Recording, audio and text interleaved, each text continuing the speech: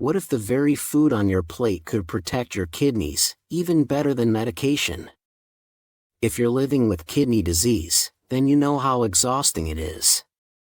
The constant fear when test results come back worse. The pressure of cutting out so many foods. And that lingering question, am I getting closer to dialysis? You're not alone in feeling that way. Linda, a patient diagnosed with stage 3 kidney disease, was just days away from starting dialysis. But something changed.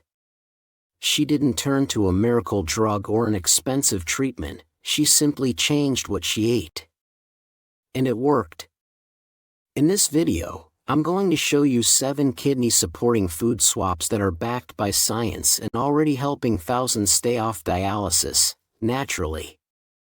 And if you stay with me until the end, I'll reveal the #1 most powerful drink for kidney support, incredibly simple, yet surprisingly effective. If you find this video helpful, comment 1 below. If not, feel free to comment 0, your feedback helps me make the next videos even better, just for you. Let's begin. Let's start this list with something you probably didn't expect: pasta. Now, I know what you're thinking. If you're dealing with kidney issues, pasta is probably one of the first things you cut from your diet. Too many carbs, too much protein, not great for your blood sugar or your waistline. But what if I told you there's a kind of pasta you could actually eat every day, and not only would it not harm your kidneys, it might actually help them? Sounds unbelievable, right? But it's real. This pasta isn't made from wheat. It doesn't contain carbs. It has 0 protein. And somehow, it still tastes good. In fact, many people say they prefer it over regular pasta, especially once they realize what it can do for their health. Now you might be thinking, okay, but will it lower my creatinine levels? And surprisingly, yes. A recent study found that the key ingredient in this pasta can actually help reduce creatinine and proteinuria, both major indicators of kidney strain. So what is it made from? It's called konjac root, a plant used in Asian cooking for centuries. It's made almost entirely of a special type of soluble fiber called glucomannan. And this one ingredient does a lot. It helps lower blood sugar, regulate blood pressure, support weight loss, and improve gut health, all of which are deeply connected to kidney health. You'll often find this pasta labeled as shirataki noodles, and I truly believe it's one of the most underrated foods for kidney patients. And the best part? It actually tastes good. I live in Italy, the home of pasta, and even here, people are impressed. If Italians can accept a pasta alternative, you know it must be doing something right. So whether you're managing kidney disease, watching your weight, or simply looking for healthier swaps, this is an easy one that could make a big difference. And remember, this is just #7. #6. Replace nuts with something even better. Let's move on to something that could make a big difference for anyone dealing with proteinuria. That's the presence of protein in the urine, one of the early warning signs your kidneys are under stress. Now, don't get me wrong, if you're enjoying nuts like almonds, walnuts, or even Brazil nuts in small amounts, that's totally fine. These nuts are loaded with healthy fats, antioxidants, and natural anti-inflammatory compounds that are actually good for kidney health when consumed in moderation. But there may be something hiding in your pantry that's even better. I'm talking about seeds, specifically chia seeds and flax seeds. These tiny powerhouses are some of the richest plant-based sources of omega-3 fatty acids you can find. Just 1 ounce of flax seed contains over 6 grams of ALA, and chia seeds aren't far behind. That's more than enough to give your kidneys a strong anti-inflammatory boost. And here's the amazing part, these seeds swell up when soaked in water, forming a gel-like texture. It's not just fascinating, it's a sign of their high fiber content, which your digestive system and kidneys absolutely love. In fact, they offer more fiber per ounce than most vegetables. But that's still not all. Both flax and chia seeds are packed with powerful antioxidants, and that matters more than most people realize. Antioxidants help protect your kidneys from oxidative stress, one of the root causes of CKD progression. And yes, research has even linked flaxseed consumption to better protein levels in people with chronic kidney disease. So if you're looking for a simple, powerful swap, replacing some of your usual nuts with flax or chia might just be the upgrade your kidneys have been waiting for. And between us, flaxseed is so nutrient-dense, it kind of makes kale look like it's not even trying. Now, if you've just added chia or flaxseed to your diet, you might be thinking, wait, didn't I just add extra protein? Don't worry, I've got the perfect food swap to balance it out. Let's talk about milk. If you're still drinking cow's milk, or worse, raw cow's milk, it's time for a serious rethink. I say this with all the love in the world, please don't drink raw milk. It's not traditional, it's not natural in the healthy way, and it's definitely not safe. No offense to the cows, they're doing their best, but raw milk is just a fast track to things your kidneys and your gut really don't need. But even regular pasteurized cow's milk can be a problem when you're managing kidney disease. It's high in protein and phosphorus, and both of those are stressful for weakened kidneys. So here's where the real change begins. Most people don't realize how important it is to switch to a kidney-friendly milk alternative, but it can make a huge difference. Why? Because just 1 cup of cow's milk has about 8 grams of protein. That may not seem like a lot, until you remember that many kidney patients are advised to stick to 25 to 40 grams of protein for the whole day. That's nearly 1/3 of your protein limit, gone, just from your morning cup of milk. So how do we fix that? My favorite go-to, rice milk. Rice milk is light, creamy, and contains only 0.7 grams of protein per cup. That's 10 times less than cow's milk, and that alone makes a massive difference for your kidneys. It's also low in phosphorus and potassium, making it one of the most kidney-friendly options out there. And yes, switching to rice milk does matter. In my experience, I've never seen a CKD patient improve their kidney numbers without cutting back on protein. Swapping your milk is one of the easiest ways to do that, and unlike soy or oat milk, rice milk goes even further in reducing your intake. So if you're starting your day with cereal, coffee, or smoothies, make it count. Your kidneys will thank you. And we're just getting warmed up. Number 4. Replace legumes with green beans. Now let's move on to one of the most overlooked tricks in a kidney-friendly diet, and it's such a simple shift. Replace regular beans with green beans. At first glance, legumes, like lentils, black beans, chickpeas, and kidney beans, sound like the perfect food. And in many ways, they are. They're rich in fiber, full of resistant starch, loaded with antioxidants, and packed with iron, vitamins, and polyphenol. They've even been shown to lower cholesterol and improve blood sugar levels, especially in people with prediabetes. So yes, in general, legumes are amazing. But here's the catch: protein.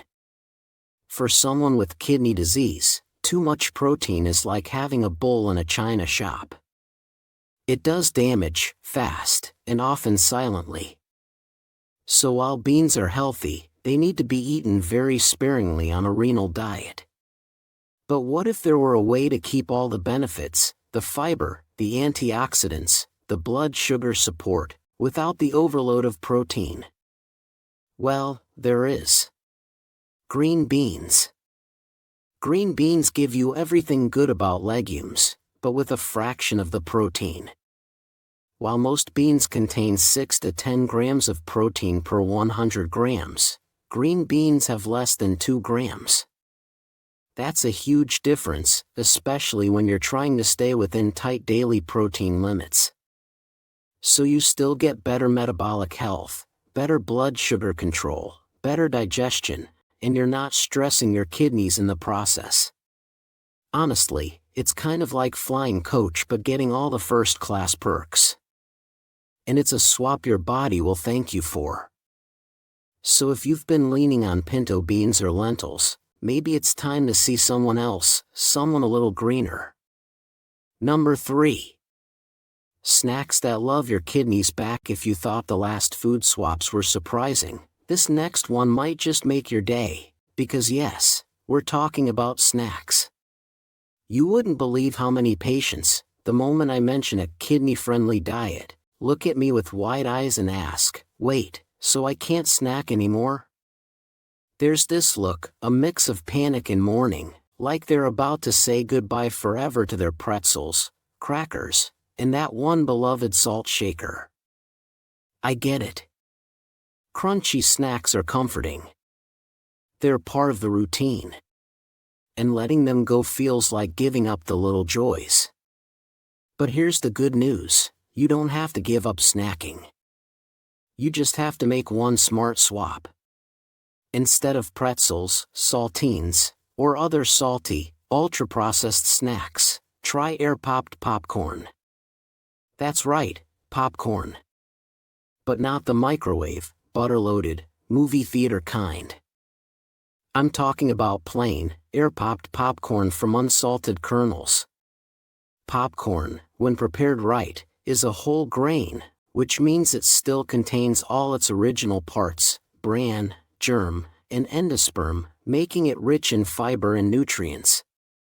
It supports gut health, blood sugar stability, cholesterol control, and even helps with blood pressure, all incredibly important for people with kidney concerns. And the best part? You can still enjoy that satisfying crunch while watching your favorite Netflix series. No guilt, no spikes in blood pressure, no kidney backlash. Here's a tip, spice it up. Use kidney-friendly herbs and spices, turmeric, garlic powder, smoked paprika, whatever brings you joy. Think of it like a cooking show challenge, and your judges? Your kidneys. And trust me, they've got strong opinions about sodium.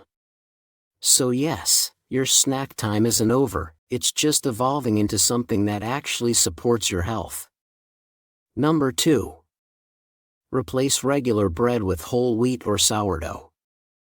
Alright, let's move on to number 2, and this one is about a food that's caused a lot of confusion, especially for people living with kidney disease. Let's talk about bread.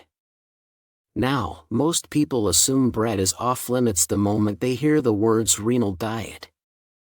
But the truth is, it's not about giving up bread, it's about choosing the right kind. So here's the simple swap. Replace regular white bread with whole wheat bread, ideally, sourdough. I know this might raise some eyebrows, especially if you've been told the opposite. And honestly, that doesn't surprise me. Even today, I still hear of doctors and dietitians recommending white bread to kidney patients. Why? Because it has less phosphorus on paper. But here's where that logic breaks down. White bread is often packed with phosphate additives, and the body absorbs those almost completely. Meanwhile, the phosphorus in whole plant-based foods, like whole wheat, is far less absorbable. So even if the label shows a higher phosphorus content, it doesn't mean your body is actually taking it all in. In other words, telling someone to eat white bread to avoid phosphorus is kind of like saying, open the fridge to cool down the kitchen. The idea sounds logical, but the outcome? A total disaster. Whole wheat, especially sourdough, is less processed, contains fewer additives, and is usually a much safer bet for your kidneys. So yes, close that fridge door, and maybe toss out that ultra-processed white bread while you're at it. Now, I can already hear someone yelling "but carbs" at their phone. Take a deep breath, it's going to be okay. While it's true that some patients need to limit carbs, especially if they're managing weight or diabetes, not everyone is in that category. In fact, I work with many patients who need to gain weight, and trust me, that's no easy task when your diet is already low in meat, dairy, and most snack foods. That's where something like low-protein bread can be incredibly helpful. It's specially made for kidney patients, with almost no protein and very little phosphorus. Do I recommend it for everyone? No. But if you're struggling to maintain a healthy weight, it might be a great addition to your meal plan. So no, bread is not the enemy. You just need to know which bread is truly on your side. And now, we've made it to number 1, the final, and maybe most surprising, food, or rather, drink, swap of them all. Let's talk about something that might hurt a little at first. Your morning cup of coffee. I know. For many people, coffee isn't just a drink, it's a ritual. A comfort. That one dependable thing that helps start the day. So when I say it might be time to give it up, I completely understand if your first reaction is, wait. What? But hear me out. If you're living with kidney disease, caffeine can place an extra burden on your system, raising blood pressure, stressing the kidneys, and reducing hydration. So what if I told you there's a way to get the warmth, the focus, the feel-good routine, but with 10 times less caffeine and 20 times more antioxidants? The answer? Green tea with lemon. On its own, green tea is already one of the most antioxidant-rich beverages on the planet. It fights inflammation, supports circulation, improves blood sugar, and yes, it can help protect your kidneys from further damage. But when you add a squeeze of lemon, something incredible happens. That little bit of citrus actually helps your body absorb even more of the antioxidants in the tea, unlocking its full potential. And just like that, you've made a choice that could positively impact your kidneys every single morning, without giving up the ritual, just redefining it. That's it for today's video. Thank you so much for watching, and for caring enough about your health to be here. Until next time.